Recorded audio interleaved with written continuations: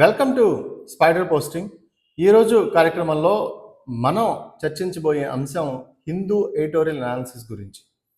ఈ హిందూ ఎడిటోరియల్ అనాలిసిస్లో ప్రధానంగా మనం ఈరోజు ఒక 3 టాపిక్స్ని మనం డిస్కస్ చేద్దాం. అంటే ఎవ్రీడే హిందూ ఎడిటోరియల్లో వచ్చినటువంటి ఆర్టికల్స్ని తీసుకొని వాటిని డిస్కస్ చేయటం, వాళ్ళ అనాలిసిస్ చేయటం అనేది మనం చేసే ప్రయత్నం చేస్తూ ఉన్నాం. ఇందులో భాగంగా ఈ రోజు నుంచి ఈ సిరీస్ స్టార్ట్ అవుతుంది. సో ఇందులో మనం డిస్కస్ చేయబోయే ఫస్ట్ ఆర్టికల్ ఏంటి అని అంటే సెక్యూరిటీ, నేషనల్ సెక్యూరిటీ స్ట్రాటజీ గురించి ఒక ఢిల్లీ బేస్డ్ రీసెర్చర్ తారా ఖర్తా అనే ఆమె ఈ ఆర్టికల్ రాయటం జరిగింది. సో దీంట్లో ఉన్నటువంటి అంశాలని ఈరోజు మనం డిస్కస్ చేద్దాం. ఇక్కడ ప్రధానంగా మనందరికీ తెలుసు, హిందూ ఎడిటోరియల్ అనగానే ఒక స్టాండర్డ్ ఎడిటోరియల్ పాలసీని వాళ్ళు మెయింటైన్ చేస్తూ ఉంటారు. మనకి హిందూ పేపర్ కూడా ఆ ఎడిటోరియల్ కోసం మనం చదువుతూ ఉంటాం. అయితే అది కొంచెం సంక్లిష్టంగా ఉండటం, కొంత అర్థం చేసుకోవడంలో కొంత లోటుపాట్లు ఉంటాయి. లేదా కొంతమంది హిందూ ఎడిటోరియల్లో ఏముందో చదవాలని తెలుసుకోవాల్సిన వాళ్ళు, లేదా తెలుగు మాత్రమే వచ్చిన వాళ్ళు, ఆ ఇంగ్లీష్ కొంతగా అర్థం కాని వాళ్ళ కోసం మనం ఇది చెప్పే ప్రయత్నం చేద్దాం. దీనిలో ఉన్న సారాంశాన్ని మన అవుటర్ లైన్లో, మరీ డీప్ లైన్లో కాకుండా ఒక అవుటర్ లైన్లో ఒక సిస్టమేటిక్ అనాలిసిస్లో మనం ఈరోజు మనం అనాలిసిస్ చేసే ప్రయత్నం చేద్దాం. అయితే ఇక్కడ నేను చెప్పే ఒక స్టాండర్డ్ ఏంటి అంటే, ఒక ప్రొసీజరల్ స్టాండర్డ్ ఏంటి అని అంటే, ఇది ఓవరాల్గా మనకి ఎక్కడైనా సరే ఒక ఎడిటోరియల్ అనాలిసిస్ని ఈ రకంగా చేయాలి అనే ఒక పద్ధతి ఉంది. సో ఆ పద్ధతిలో భాగంగానే నేను చెప్తాను. ఇప్పుడు యూపీఎస్సీ అన్నా, బ్యాంక్స్కైనా, లేదా కాంపిటేటివ్ ఎగ్జామ్స్కైనా ఎవరైనా సరే ఈ పద్ధతినే మ్యాక్సిమం ఫాలో అవుతారు. సో అలాంటి స్టాండర్డ్ని మనం తీసుకుందాం. ఇప్పుడు ఒక ఎడిటోరియల్ని మనం ఏ పార్ట్లో ఎలా చూస్తాం అనే దాన్ని, ఒక స్టెప్స్ ఏంటి అనేది నేను చెప్తాను ముందుగా. దాన్ని బట్టి మనం ముందుకెళ్దాం. ఫస్ట్ ఏంటంటే, ఒక ఎడిటోరియల్ చదివేటప్పుడు అసలు వాళ్ళు ఏం చెప్తున్నారనే మెయిన్ ఆర్గ్యుమెంట్ని మనం టచ్ చేయాలి. So identifying the main argument. ఈ టాపిక్లో అసలు ఆమె వాదన ఏంటి, అసలు ఆమె ఏం చెప్పాలనుకుంది అనే దాని గురించి మాట్లాడతాం. సెకండ్ వచ్చేసి సెట్ ద ఇష్యూ. అంటే సెట్ ద ఇష్యూలో ఏమొస్తుందంటే, ఈ బ్యాక్గ్రౌండ్ ఆఫ్ ద టాపిక్ ఏంటి అంటే, ఆమె తీసుకున్న వాదనకి బ్యాక్గ్రౌండ్ ఏంటి అసలు. అదేవిధంగా ఇప్పుడు అది సిగ్నిఫికెంట్ ఎందుకు అయింది, ఇప్పుడే దాని గురించి ఎందుకు డిస్కషన్ వచ్చింది. సిగ్నిఫికెంట్ అంటే ప్రాముఖ్యత, ఇప్పుడున్న ప్రాముఖ్యత ఏంటి, ఈ టాపిక్ ఇప్పుడు మాట్లాడుకోవాల్సిన అవసరం ఏంటి, అదేవిధంగా దీనికి ఏమైనా రెలవెంట్ హిస్టరీ ఉందా అనే విషయాలని ఈ సెట్ ద ఇష్యూ, ఈ సెకండ్ స్టెప్లో మనం మాట్లాడుకుంటాం. ఇక థర్డ్ స్టెప్ వచ్చేపాటికి ఎవాల్యుయేట్ ద ఆర్గ్యుమెంట్. ఆమె చెప్పిన ఆర్గ్యుమెంట్ని మనం ఇంకొంచెం డీటెయిల్డ్గా డిస్కస్ చేస్తాం. ఇందులో ఆమె స్ట్రెంగ్త్ ఆఫ్ ది ఆర్గ్యుమెంట్ ఏంటి, స్వాట్ అనాలిసిస్, మనం స్ట్రెంగ్త్, వీక్నెస్ ఇవన్నీ చూస్తాం దాంట్లో. తర్వాత ఈమె చెప్పిన ఆర్గ్యుమెంట్కి ఏమైనా క్రెడిబుల్ ఎవిడెన్స్ ఉందా అనేది కూడా మనం చూస్తాం ఈ థర్డ్ పాయింట్లో. ఫోర్త్ వచ్చేపాటికి కౌంటర్ ఆర్గ్యుమెంట్స్ ఏమన్నా ఉన్నాయా, అంటే ఆమె చెప్పిన దానికి ఏమైనా కౌంటర్ ఆర్గ్యుమెంట్ ఏమన్నా ఉందా. ఫైనల్గా కంక్లూజన్. ఇది ఈ 5 పాయింట్స్లో మనం డిస్కషన్ చేద్దాం. ఇప్పుడు ఈ డిస్కషన్ స్టార్ట్ చేద్దాం ఈ టాపిక్ని. సో ఈమెమంటుంది అంటే, తారా ఖర్తా అనేమో నేషనల్ సెక్యూరిటీ స్ట్రాటజీ గురించి ఒక ఆర్టికల్ రాసింది ఇందులో. ఈమె మెయిన్ ఆర్గ్యుమెంట్ ఏంటి అని అంటే, మనకి భారతదేశానికి ఒక ప్రణాళికాబద్ధమైనటువంటి జాతీయ ప్రణాళిక ఉండాలి. అంటే సెక్యూరిటీకి సంబంధించి ఒక జాతీయ ప్రణాళిక ఉండాలి. భారతదేశం అది లేకపోవటం వలన మనం కొన్ని రంగాల్లో వెనకబడుతున్నాం. సెక్యూరిటీ విషయంలో ఏ రంగాల్లో వెనకబడుతున్నాం అని చెప్తుంది. డిఫెన్స్లో, ఫైనాన్స్లో, క్లైమేట్ చేంజ్లో ఒక నిర్దిష్టమైన ప్రణాళిక, సెక్యూరిటీకి సంబంధించి నిర్దిష్టమైనటువంటి ప్రణాళిక లేకపోవడం వల్ల మనం ఇబ్బంది పడుతూ ఉన్నాం. కాబట్టి నేషనల్ సెక్యూరిటీ స్ట్రాటజీ ప్లాన్ అనేది మనం ఉండాలి మనకి అని ఈమె వాదన. అంటే ఈ వాదన ఏంటి, మనకి ఏదైనా భారతదేశంలో ఇలాంటి రంగాల్లో డిఫెన్స్లో కానీ, ఫైనాన్స్లో కానీ, క్లైమేట్ చేంజ్లో కానీ మనకంటే ఒక ప్రణాళిక, నిర్దిష్టమైనటువంటి సెక్యూరిటీ ఏర్పాట్లకు సంబంధించి ఒక ప్రణాళిక లేకపోవడం వల్ల భారతదేశం ఇబ్బంది పడుతూ ఉంది. కాబట్టి వెంటనే దీనికి ఒక ప్రణాళిక ఏర్పాటు చేయాలని ఒక ఆర్గ్యుమెంట్ తీసుకుంది. దీనికి మనం first set the issue, second పాయింట్లోకి వెళ్ళేటప్పుడు ఈమె దీనికి ఎలా జస్టిఫికేషన్ ఇస్తుంది అంటే, ఎక్స్టెండ్ ఎలా చేస్తుంది అంటే, the issue at hand in India's precarious security environment. అంటే ప్రికారియస్ అంటే భయాందోళన కలిగేటువంటి మనకి సెక్యూరిటీ విషయాల్లో ల్యాప్సెస్ ఉన్నాయి. అంటే ఈ సెక్యూరిటీ విషయంలో మనకు కొన్ని ఆందోళనలు ఉన్నాయి భారతదేశానికి. ఏంటి అంటే, మనకి మన బోర్డర్ సెక్యూరిటీ, మనం చైనా నుంచి మనకి థ్రెట్, మనం చూస్తూ అరుణాచల్ ప్రదేశ్ నుంచి మనకి చైనా ఇప్పుడు థ్రెట్ చేస్తుంది, భారతదేశాన్ని ఇబ్బంది పెడుతూ ఉంటుంది. కాబట్టి ఆమె ఏం చెప్తుంది అంటే, నేషనల్ సెక్యూరిటీ స్ట్రాటజీ లేకపోవడం వలన, ఒక నిర్దిష్టమైనటువంటి ప్లాన్ లేకపోవడం వలన చైనా నుంచి తీవ్రమైన థ్రెట్ని మనం ఎదుర్కోవాల్సిన పరిస్థితి ఏర్పడుతూ ఉంది. మనం చూస్తూ ఉన్నాం. ఇంకొకటి కూడా చెప్పింది ఆమె, ongoing wars in Ukraine and Gaza are impacting global growth which effects India's global of becoming $4 trillion economy. అంటే ఏంటి? ఇప్పుడు చూడండి, మనకు గత కొంతకాలం నుంచి యుక్రెయిన్ రష్యా వార్ జరుగుతుంది. ఈ యుక్రెయిన్ రష్యా వార్ జరగడం వలన మన గ్లోబల్ ఎకానమీలో $4 ట్రిలియన్ గ్లోబల్ ఎకానమీలో భారతదేశం ఎదగాలనుకుంది, కానీ ఆ స్థాయిలో ఎదగలేకపోతా ఉంది. ఆ ఇంపాక్ట్ కూడా మన మీద పడతా ఉంది. సో ఎప్పుడైతే మనకు ఒక నిర్దిష్టమైన నేషనల్ సెక్యూరిటీ స్ట్రాటజీ ఉంటుందో, ఒక ప్రణాళికాబద్ధమైనటువంటి ప్లాన్ ఉంటుందో భారతదేశానికి సెక్యూరిటీకి సంబంధించి, అప్పుడు మనం మన భారతదేశానికి ఉన్న థ్రెట్స్ గురించి ఆలోచించవచ్చు. అదేవిధంగా మన భారతదేశ ఎకానమీ ఏ విధంగా ముందుకెళ్ళాలో, ఇతర దేశాలతో ఏ విధంగా మనం సయోధ్య కుదురుకోవచ్చు, లేదా వాళ్ళు మన మాట వినని పక్షంలో మనం ఎలా ముందుకెళ్ళాలి, మిలిటరీ పాలసీ ఏంటి, ఇవన్నీ మనం డిస్కస్ చేయొచ్చు. కానీ ఇప్పుడు ఆ పరిస్థితి లేదు. అందువలన భారతదేశం $4 ట్రిలియన్ ఎకానమీని రీచ్ అవ్వలేకపోయింది. సో దీన్ని బట్టి కూడా మనకు ఒక సెక్యూరిటీ ప్లాన్ ఉండాలి అని చెప్పి ఆమె చెప్తుంది. ఇక థర్డ్ పాయింట్లో ఈమె ఆర్గ్యుమెంట్ని ఎవాల్యుయేట్ చేద్దాం.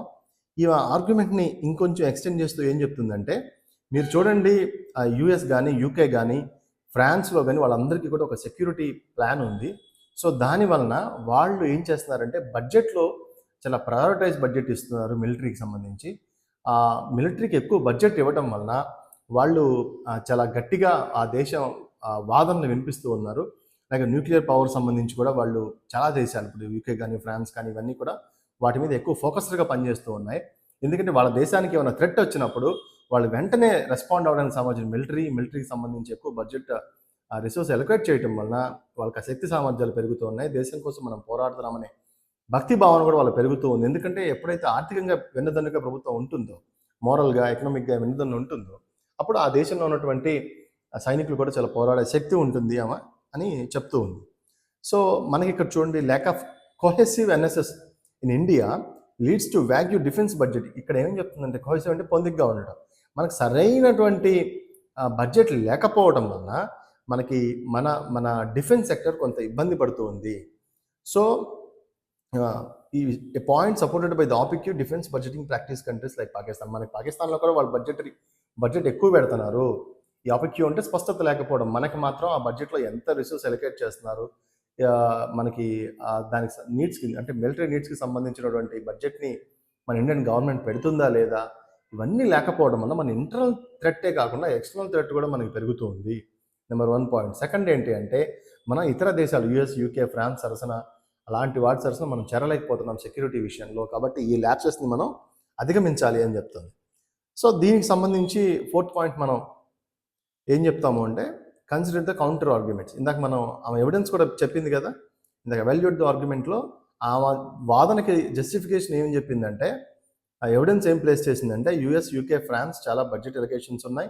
వాళ్ళు బలమైన దేశాలుగా, ఆర్థికంగా బలమైన దేశాలుగా, మిలిటరీ స్ట్రెంగ్త్ ఉన్న దేశాలుగా ఎందుకు ఎదుగుతుంది అంటే, వాళ్ళు బడ్జెటరీ ఎలొకేషన్స్ ఉన్నాయి. అందువల్ల వాళ్ళ దేశాల మీద కన్నెత్తి చూడాలంటే ఇతర దేశాలు భయపడుతూ ఉన్నాయి. కాబట్టి భారతదేశానికి మాత్రం ఈ నేషనల్ సెక్యూరిటీ స్ట్రాటజీ లేకపోవడం వల్ల చాలా ఇబ్బంది పడుతూ ఉంది అని చెప్పి ఆమె ఉదాహరించింది. అంటే ఏంటి, ఆ వాదనకి నేషనల్ సెక్యూరిటీ స్ట్రాటజీ భారతదేశానికి లేదు, ఇతర దేశాలకు ఉన్నాయి.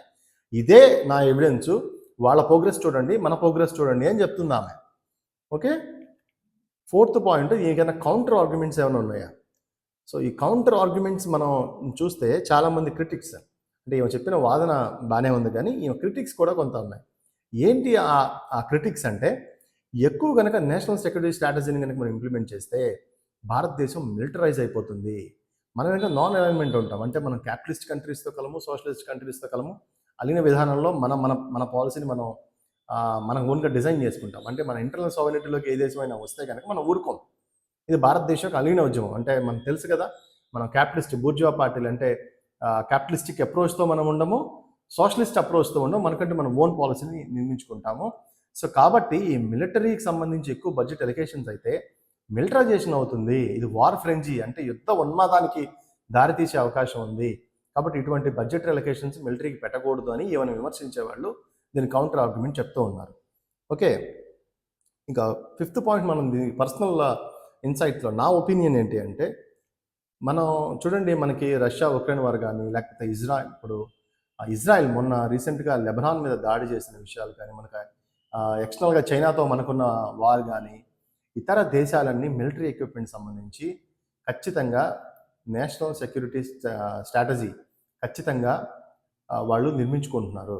అంటే వాళ్ళు ఆ ప్లాన్ వేసుకుంటున్నారు. మనం ఆ స్ట్రాటజీ సంబంధించి ఒక ప్లాన్ లేకపోవడం వలన మనకి ఇబ్బంది జరుగుతుంది అనేది వాస్తవం. ఎందుకంటే ఆ ప్లాన్ ఉంటే బడ్జెటరీ అలొకేషన్ ఎంత ఉంటుంది, దానికి ఒక బోర్డు, దానికి సంబంధించిన ఒక ఎక్స్పర్ట్స్, వాళ్ళ టీమ్ ఆఫ్ ఎక్స్పర్ట్స్ ఉంటారు, బడ్జెట్ అలొకేషన్స్ ఇవ్వమని అని అడుగుతారు. దానికి సంబంధించి అంతా చాలా బ్రహ్మాండంగా ఉంటుంది. అంటే వాళ్ళు ఒక ప్లాన్ డిజైన్ చేసుకుంటారు. అది లేకపోవడం వల్లనే కదా ఈరోజు ఇబ్బంది ఉంది. సో కాబట్టి మిలిటరీ ఖచ్చితంగా పెంచాలి. మిలిటరైజేషన్ అవుతుంది, వార్ ఫ్రెంజీకి దారితీసిద్ది అంటే అది అర్ధరహితమైన వాదులు. ఎందుకంటే నువ్వు బాగున్నా ఇతరుడు బాగుండాలి కదా. ఇప్పుడు చైనా మనం చూస్తే, చైనా పరిస్థితి ఏంటి, మన మీద ఎప్పుడు యుద్ధానికి దిగాలని చూస్తూ ఉంటుంది. సో ఈ ఇప్పుడున్న పరిస్థితుల్లో తప్పదు. కాబట్టి ఈ నేషనల్ స్ట్రాటజీ సెక్యూరిటీ అనేది ఖచ్చితంగా ఈ ప్లాన్ ఉండాలి అని చెప్పి నా ఒపీనియన్ కూడా. సో వాట్ ఎవర్ ఏదైనా కానీ ఇది ఆవిడ చెప్పేది. సో దానికి ఆమె జస్టిఫికేషన్ ఇచ్చుకుంది ఆర్గ్యుమెంట్కి. ఇది ఫ్రాన్స్, యుఎస్, యుకే బలంగా ఉన్నాయి, మన దేశంలో ఆ ప్లాన్ లేకపోవడం వల్ల మనం చాలా ఇబ్బందులు పడతామని చెప్పింది. సో ఇది దీనికి సంబంధించినటువంటి బ్రీఫ్గా చాలా క్లుప్తంగా నేను చెప్పే ప్రయత్నం చేస్తున్నాను. ఇంకా రెండో ఆర్టికల్ వచ్చేసి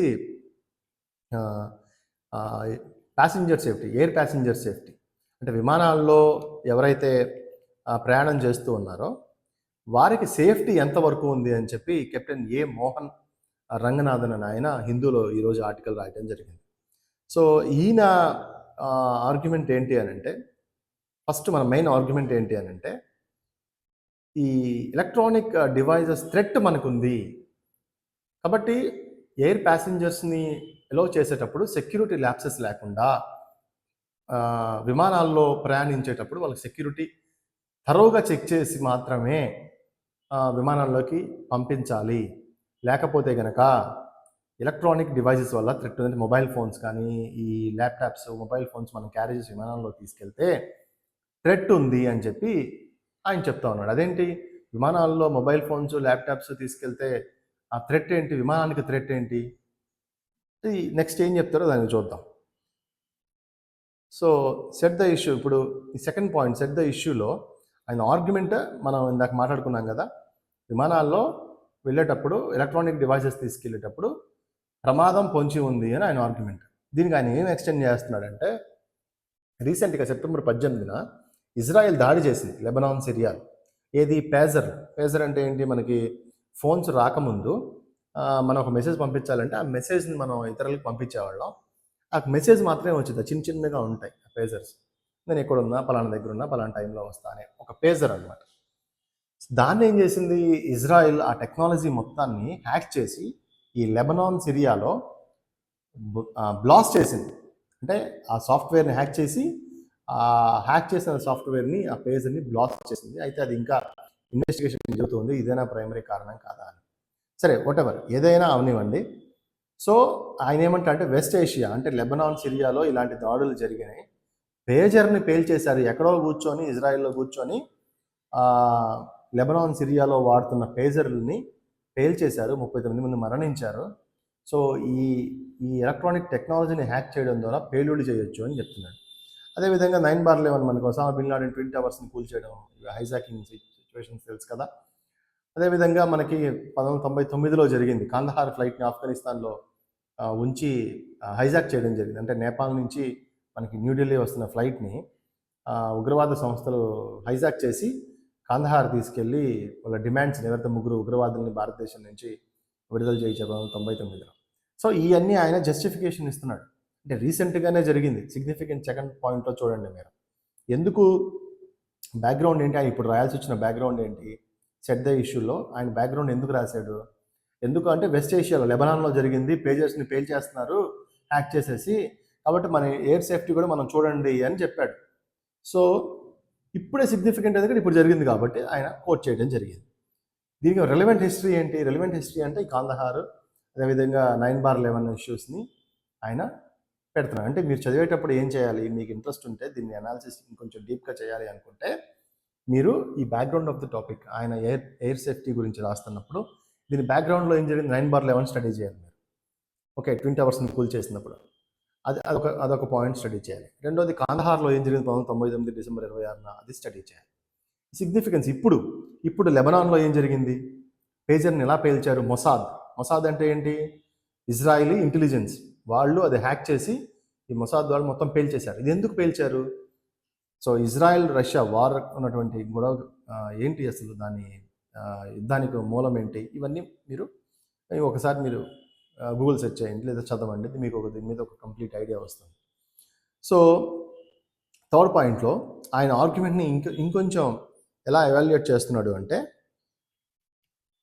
specific risk posed by small electronic devices that could potentially cause explosion and bloating, linking this risk to border geopolitical action by Israel. అదే ఇజ్రాయిల్లో ఇలా పేల్చేశారు కదా, మరి అలాంటి ఎలక్ట్రానిక్ డివైజెస్ని మనం క్యారీ చేస్తే పరిస్థితి ఏంటి, పేల్చేస్తే అంటే మనం సెల్ ఫోన్స్ తీసుకెళ్తున్నాము, ల్యాప్టాప్స్ తీసుకెళ్తున్నాము, ఎయిర్ప్లేన్లో మనం క్యారీ చేస్తున్నాము, ఇంకెవరైనా సరే మన శత్రువులు చైనా కానీ మనకి శత్రువులుగా ఉన్నవాళ్ళు మన సాఫ్ట్వేర్స్ని, ఇండియన్ సాఫ్ట్వేర్స్ని హ్యాక్ చేసి దాన్ని బ్లాస్ట్ చేస్తే మన ఫ్లైట్ అంతా కూడా కూలిపోయి చాలామంది చనిపోయే ప్రమాదం ఉంది. కాబట్టి వీటి మీద దృష్టి పెట్టాలి, స్ట్రింజెంట్ యాక్షన్ ఉండాలి అని చెప్పి చెప్తూ ఉన్నాడు. సరే, దీనికి కౌంటర్ ఆర్గ్యుమెంట్స్, ఈ ఆర్గ్యుమెంట్స్ కౌంటర్ చేసే వాళ్ళు ఉంటారు కదా, వాళ్ళు ఏమంటారంటే ఇవన్నీ కూడా అంత అర్ధరహితమైన వాదనలు. ఎందుకంటే మన ఫ్లైట్లో వెళ్తున్నప్పుడు మనకైనా వైఫై ఉంటుందా, నెట్ ఉంటుందా, ఏం ఉండదు కదా. ఎక్స్పోజ్ చేయాలంటే ఏదన్నా వాళ్ళు హ్యాక్ చేసి పేల్చారు అంటే వాళ్ళకి టెక్నికల్గా ఎక్స్పోజ్ చేసి వైఫైతో కానీ నెట్తో కానీ భూమి మీద కాబట్టి చేయగలిగారు. ఎంత హైట్లో ఎక్కడ వైఫై ఉంటుంది, ఏముంటుంది, ఎంత అర్ధరహిత వాదనని చెప్తూ ఉన్నారు. సరే, ఇందులో నా పర్సనల్ ఇదేంటి అని అంటే, నా వ్యూ పర్సెప్షన్ ఏంటి అని అంటే, మీకు సెక్యూరిటీస్ చూడండి, ఎయిర్పోర్ట్కి వెళ్ళేటప్పుడు వివిఐపీస్ని కొంత సెక్యూరిటీ ల్యాప్సెస్ ఉన్నాయి, అంటే వాళ్ళు పంపించేస్తారు వివిఐపీస్ని. కానీ అవి కూడా చాలా ఇంపార్టెంట్, ఎందుకంటే వాళ్ళకి తెలుసో తెలియకో అలాంటి ఎక్స్ప్లోజివ్స్ కానీ ఏమన్నా పెడితే అది ప్రమాదం ఏర్పడే అవకాశం ఉంది. కాబట్టి అక్కడ ఒక విఐపీస్కి చెక్ చేయకుండా పంపించడం అనేది చేయకూడదు. గవర్నర్స్ని, మినిస్టర్స్ను, కొంతమంది రెగ్యులర్గా విఐపీస్ను వాళ్ళు పంపిస్తూ ఉంటారు, వాళ్ళకి ఇమ్యూనిటీ ఉంటుంది, చెక్ చేయకుండా ఇమ్యూనిటీ. కానీ దాన్ని కూడా ఇప్పుడున్న పరిస్థితుల్లో ఆపేయాలి, చెక్ చేయాలి, అందరినీ చెక్ చేయాలి. రెండోది, నిజంగా ఇలాంటి థ్రెట్ ఉందా, నిజంగా ఏమో మరి, పైకి వెళ్ళినా సరే శాటిలైట్స్ నుంచి ఏమన్నా వాళ్ళు హ్యాక్ చేసి బ్లాస్ట్ చేసే అవకాశం ఉంటే ఉండొచ్చు. ఎందుకంటే మొసాద్ ఇజ్రాయిల్ ఎక్కడో కూర్చొని ఎక్కడో సిరియాను లేకపోతే లెబనాన్లో లేపేసిందంటే ఏమైనా జరగచ్చు. ఎందుకంటే మొసాద్ వాళ్ళు ఇజ్రాయెల్ టెక్నాలజీ చాలా పవర్ఫుల్ టెక్నాలజీ, వాళ్ళు ప్రపంచంలోనే చాలా మొసాద్ అంటేనే వాళ్ళు చాలా టెక్నాలజీ మీద పట్టున్న వాళ్ళు ఏమైనా చేయగలరు. సేమ్ అలాంటివి కూడా ఏమైనా ఉంటాయేమో. ఓకే, కాబట్టి ఎయిర్ సేఫ్టీ విషయంలో కెప్టెన్ రంగనాథన్ ఏమైతే చెప్పారో ఆయన చెప్పిన దాంతో మనం ఏకీభవించాలి అని నేను అనుకుంటున్నాను. ఎందుకు ఏకీభవించాలి అని అంటే, అలాంటి పరిస్థితులు నేడు తలెత్తినాయి కాబట్టి, ఎవరికి ఊహకందని కూడా తలెత్తినాయి కాబట్టి మనం నమ్మాలి. ఇక థర్డ్ ఆర్టికల్ వచ్చేసేపటికి ఇది డైటరీ, అంటే ఇండియన్ హెల్త్ డైట్ గురించి ఒక 3 వ్యక్తులు ఈ ఆర్టికల్ని రాయడం జరిగింది ఈరోజు హిందూలో. ఒకటి రాసిన వాళ్ళు ఎవరంటే కళ్యాణి రంగనాథన్, అదేవిధంగా సుధానారాయణ, అనితా క్రిస్టోఫర్. ఈ 3 ఢిల్లీ బేస్డ్ రీసెర్చర్స్, పరిశోధకులు. వీళ్ళు ఒక హెల్తీ డైట్స్ గురించి, హెల్తీ డైట్ ఉండాలి భారతదేశంలో అని చెప్పి ఒక ఆర్టికల్ రాయడం జరిగింది. ఇలా మెయిన్ ఆర్గ్యుమెంట్ ఏంటంటే, మన భారతదేశం థాలినోమిక్ అప్రోచ్ ఉంటుంది డైట్ విషయంలో. థాలినోమిక్ అంటే ఏంటి అంటే, మన ఫుడ్లో ప్లేట్లో ఉన్నటువంటి ఫుడ్ని ఫుడ్ కాస్ట్ని బట్టి అంచనా వేయటం. అంటే ఫుడ్ కాస్ట్ 120 రూపాయలు ఉందా, 90 రూపాయలు ఉందా, సో మంచి ఫుడ్ తింటున్నారంటే ఆ ఫుడ్ కాస్ట్ని, ఒక ప్లేట్ కాస్ట్ని బట్టి అంచనా వేయటాన్ని థాలినోమిక్స్ అంటారు. అంటే ఏం లేదండి, ఇప్పుడు మనకి రైస్ పెరిగినాయి అనుకోండి, అంటే ఉల్లిపాయలు, ఆనియన్స్, టమాటాలు పెరిగినాయి అనుకోండి, మధ్యతరగతి ప్రజలు ఏం చేస్తారు, ఇప్పుడు కేజీ టమాటా 100 రూపాయలు అయింది అనుకోండి, 100 రూపాయలు పెట్టి టమాటా కొనరు కదా, కొనకుండా దానికి ఆల్టర్నేట్గా 1 2 పావు కిలో తెచ్చుకొని వాడతారు. సో మన ఇండియన్ థాలినోమిక్స్ ఏంటి అని అంటే, వాళ్ళ పర్చేసింగ్ కెపాసిటీ బట్టి ప్లేట్లో ఉన్నటువంటి ఫుడ్ని మెజర్ చేయడం, అంటే పరిమాణాన్ని మెజర్ చేయడం. అంటే వాళ్ళు ఎంత తింటున్నారు, ఎంత పరిమాణం తింటున్నారు, దాన్ని బట్టి హెల్త్ని డిసైడ్ చేస్తున్నారు. ఇది తప్పు అంటది వాళ్ళ ముగ్గురు. వాళ్ళు ఏమంటారంటే ఈ పరిణామం నువ్వు 75 గ్రాములు తిన్నావు, 100 గ్రాములు తిన్నావు, ఒక మనిషి సగటుగా 200 గ్రాములు తినాలనుకోండి, అంత తిన్నారు, అంత తింటున్నారు కాబట్టి వీళ్ళు పౌష్టికాహార లోపంతో బాధపడట్లేదు అని ఇండియన్ గవర్నమెంట్ లెక్కేస్తుంది. ఎందుకని? నువ్వు రోజుకి నువ్వు 200 గ్రాములు తినాలంటే నువ్వు 200 గ్రాములు తింటున్నావు కాబట్టి థాలనామిక్స్ ఏంటంటే ఈ పరిమాణాన్ని, ఈ వెయిట్ని మెజర్ చేసేది. కావాల్సినటువంటి కొలతల్లో నువ్వు తింటున్నావు కదా, 200 గ్రాములు తినాలి, నువ్వు 200 గ్రాములు తింటున్నావు, 200 గ్రాములు తింటున్నావు కాబట్టి నువ్వు పౌష్టికాహారం లేదు, మాల్న్యూట్రిషన్ కాదు అని ఇండియన్ గవర్నమెంట్ ఈ థాలనామిక్ అప్రోచ్ అవుతుంది. తప్పు బాబు అని చెప్తున్నారు. దానికి బదులు వీళ్ళు ఏం చెప్తున్నారంటే థాలనామిక్స్ ప్రకారం కాకుండా cost of healthy diet approach, అంటే నువ్వు ఎంత తిన్నావని కాదు, 200 గ్రాములు తిన్నావా, 300 గ్రాములు తిన్నావా, 300 గ్రాములు తింటే నువ్వు మాల్న్యూట్రిషన్కి బిలో ఉన్నావని చెప్పడం కాదు. ఆ తినే ప్లేట్లో పరిమాణాన్ని బట్టి కాకుండా వాడి తినే తిండిని బట్టి అంచనా వేయండి. అంటే మాల్న్యూట్రిషన్ లేకుండా, అంటే న్యూట్రిషియస్ ఫుడ్ తింటున్నాడా లేదా, మంచి ఫుడ్ తింటున్నాడా లేదా, వాడికి అందాల్సిన పోషక విలువలు ఆ ఫుడ్లో తీసుకుంటున్నాడా లేదా అనేది అంచనా వేయండి. అంతేగాని ఆ ఫుడ్లో ఉన్న పరిమాణాన్ని బట్టి మీరు అంచనా వేయొద్దు అని ముగ్గురు చెప్తున్నారు. అంటే నువ్వు రోజుకి 300 గ్రాములు తిన్నావు, ఏమన్నా తిను, నువ్వు మాల్న్యూట్రిషన్ కదంటే కుదరదు కదా. భారతదేశం ప్రపంచంలో ఎక్కడా కుదరదు. ఎందుకంటే నీకు ఆ న్యూట్రియంట్స్ ఉండాలి, ఆ పోషక విలువలు ఆ ఫుడ్లో, ఆ ప్లేట్లో ఉండాలి. సో దీన్ని ఇంకొంచెం ఎక్స్టెండ్ ఏం చెప్తుంది అంటే భారతదేశంలో అండర్ న్యూట్రిషన్స్ చాలామంది ఉన్నారు. ఒబెసిటీ అంటే ఊబకాయత్వం బాగా పెరిగిపోతుంది. మైక్రో న్యూట్రియంట్ డెఫిషియన్సీ అంటే పోషక విలువలు లేని ఆహార పదార్థాన్ని భారతీయులు ఎక్కువగా తింటూ ఉన్నారు. దీనికి ఉన్న ప్రధానమైన కారణం ఏంటి అని అంటే ధరల పెరుగుదల. సో ఈ ధరలు అనేవి విపరీతంగా పెరుగుతూ ఉన్నాయి. స్టాకింగ్ అంటారు. అంటే ఏంటి? ఇప్పుడు ఉల్లిపాయలని, టమాటాలని ఈ దళారులు ఏం చేస్తారంటే స్టాక్ చేసేస్తారు, కట్టడి చేసేసి ఆర్టిఫిషియల్ కృత్రిమ కొరతని సృష్టిస్తారు. ఎప్పుడైతే ఈ ఆర్టిఫిషియల్ డెఫిషియన్సీ మార్కెట్లో ఉందో, కృత్రిమ కొరత ఉందో, వెంటనే ఏమైంది? ధరలు పెరుగుతాయి, అంతే కదా. సప్లై తగ్గింది అనుకోండి, డిమాండ్ పెరిగింది. ఈ ఆర్టిఫిషియల్ కొరతను సృష్టించి ఒకేసారి 100 రూపాయలు 200 అమ్ముతారు. దానికి ఈ గవర్నమెంట్ ఏం చేయాలి అంటే గవర్నమెంట్ రైడ్లు చేసి వాటన్నిటిని లేకుండా చేయాలి. కానీ ఇలా చేస్తారా? తక్కువ. ఇప్పుడు ఉల్లిపాయలు, టమాటాలు అయితే విపరీతంగా ఇదే బాధ, మొత్తం బ్లాక్ చేసేస్తారు. సో ఈ ధరల పెరుగుదల దీనికి ఉన్న ప్రధానమైన కారణం. ఈ ధరల పెరుగుదలని అరికట్టాలి. ఈ ధరల పెరుగుదలని అరికట్టలేకపోవడం వలన సామాన్యుడి ప్లేట్లోకి పౌష్టికాహారం రావట్లేదు అని వీళ్ళు చెప్తూ ఉన్నారు. కానీ ప్రభుత్వం మాత్రం వాళ్ళు తినే తిండి 200 గ్రాములు తింటున్నావుగా, నువ్వు మాల్న్యూట్రిషన్ కాదా అంటుంది. కాదు బాబు, వాడి పౌష్టికాహారం ఉండాలి ఆ ఫుడ్లో అని వీళ్ళ వాదన. ఓకే, సో దీనికి ఆమె ఎవిడెన్స్ థర్డ్ పాయింట్లో ఆయన ఎవాల్యుయేట్ ది ఆర్గ్యుమెంట్స్, ఈమె ఎవల్యూషన్ ఏం చెప్తుంది దానికి ఏమి ఎవిడెన్స్ సబ్మిట్ చేస్తుందంటే, మీరు చూడండి COVID-19 పాండమిక్లో కనీసం ధరలు పెరిగి బయటికి రాలేని పరిస్థితుల్లో ధరలు ఇంకా విపరీతంగా పెంచారు.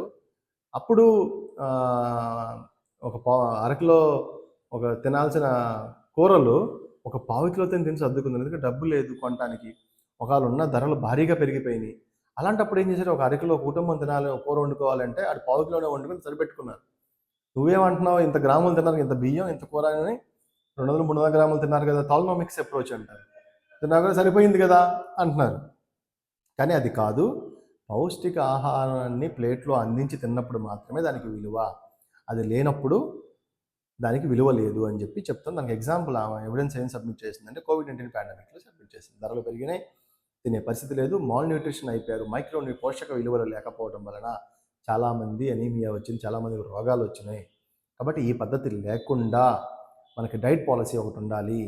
ఓకే, అదేవిధంగా థాలనామిక్ అప్రోచ్ని పరిమాణం పెట్టి కొలతలు వేయకుండా తినే తిండిలో పోషక విలువలు ఉన్నాయా లేదా అని చూడాలి, ధరల పెరుగుదల కట్టడి చేయాలి అని చెప్పి చెప్తున్నారు. దీనికి కౌంటర్ ఆర్గ్యుమెంట్స్ ఏవైతే అంటున్నారో, లేదా థాలనామిక్స్ మంచి అప్రోచే, ఎందుకంటే వాడు తినాల్సిన తిండి తింటున్నాడు కదా, ఫుడ్ క్వాంటిటీ ఎంతో కొంత తీసుకొని తింటా, అసలు మాల్న్యూట్రిషన్ ఉండడం కంటే కొంత కొలతలతో ప్రకారం తిన్నా ఏదో మాల్న్యూట్రిషన్ లేదు కదా అని చెప్తున్నారు. బట్ నేను నమ్మను, అది ఈ అప్రోచ్ కరెక్ట్ కాదు. కొంతమంది క్రిటిక్స్ ఏదో ఒకటి చెప్తూ ఉంటారు. బేసిక్గా నేను దీన్ని కంక్లూడ్ చేసేది ఏంటంటే, ఫుడ్ అఫోర్డబిలిటీ ఉండాలి. ఏ దేశంలోని విద్య, వైద్యం, ఆరోగ్యం ఇవన్నీ ఈ మూడిటిల్లో అఫోర్డబిలిటీ కామన్ పీపుల్కి ఉంటే, పేదవాడికి కనుక ఈ మూడింటిని యాక్సెసిబిలిటీ ఉంటే చాలా మంచిది. మిగతా ఏం అవసరం, లగ్జరీ అవసరం. విద్య, వైద్యం, ఆరోగ్యం ఈ మూడిటిల్లో తక్షణ ఉపశమనాలను కోరుకుంటాడు ప్రజలు. రాయితీలను కోరుకుంటారు. ప్రభుత్వాలు ఎన్నుకున్నది అందుకనే. దీనిలో రాయితీలు కావాలి మాకు అని కోరుకుంటారు. ఎందుకంటే విద్య కొంచెం కాస్ట్లీ అఫేర్గా ఉంటుంది ప్రపంచం అంతా. భారతదేశంలో మనం డెమోక్రటిక్ లైన్స్లో ఉన్నాం కాబట్టి గవర్నమెంట్ కొంత ఫ్రీ ఫుడ్ ఎడ్యుకేషన్ ఇస్తుంది, కానీ దాన్ని ఇంకా మెరుగుపరచాలి. ఏది ఏమైనప్పటికీ కూడా ఈ ఆర్టికల్ మనం డిస్కస్ చేసింది గుడ్ డిస్కషన్. ఏంటంటే డైట్ పాలసీ ఖచ్చితంగా ఉండాలి. దానివల్ల పోషక విలువల పదార్థాలని భారతీయులు తినాలి. అంతేగాని పరిమాణాన్ని బట్టి కాకుండా పోషక విలువలను బట్టి భారతీయుల ఆరోగ్యం పెరగాలి. అదేవిధంగా ఊబకాయాన్ని దాని ద్వారా తగ్గించుకోవచ్చు, లేదంటే అనీమియాని దూరం చేసుకోవచ్చు, అనేక జబ్బుల నుంచి దూరం చేసుకోవచ్చు అని చాలా చక్కగా రాసి. ఇది ఒక అవుటర్ లైన్. ఈ 3 టాపిక్స్కి అవుటర్ లైన్ నేను చెప్పాను. అదేవిధంగా మీకు ఇంకొంచెం రిలేటెడ్ ఆర్టికల్స్ కూడా మీరు చదువుకోండి. అంతా దీన్ని డెప్త్గా చెప్పడం కుదరదు కాబట్టి మీకు ఒక ఓవర్ వ్యూ చెప్పేశాను. ఇంకొంచెం రీసెర్చ్ ఓరియంటెడ్గా ఉండేవాళ్ళు, టీవీ డిబేట్లకు వెళ్ళేవాళ్ళు, ఎవరికైనా సరే ఇంకొంచెం డెప్త్గా దీని రిలేటెడ్ ఆర్గ్యుమెంట్ చదువుకుంటే మీరు టీవీ డిబేట్లోకి వచ్చినప్పుడు కౌంటర్ ఆర్గ్యుమెంట్స్ ఇవ్వడానికి కానీ బాగుంటుంది. అంటే కౌంటర్ ఆర్గ్యుమెంట్స్ మీద ఇంకొంచెం ఫోకస్డ్గా పనిచేశారు అనుకోండి, మీ టీవీ డిబేట్లకు వెళ్ళిన ప్యానల్స్ ఉంటారు కదా, వాళ్ళు ఇంకొంచెం దాని మీద స్టడీ చేస్తే ఇంకొంచెం బాగుంటుంది. ఇది ఇలా మనం ఈ 5 పాయింట్స్లో ఎడిటోరియల్ అనాలిసిస్ చేయాలి. ఎవ్రీడే ఒక మంచి 3 ఆర్టికల్స్ని హిందూ పేపర్ నుంచి తీసుకొని మనం డిస్కస్ చేద్దాం. ఓకే, ఈ రోజుతో ఇంతవరకు సెలవు. నమస్కారం. మళ్ళీ రేపు మంచి టాపిక్తో కలుద్దాం.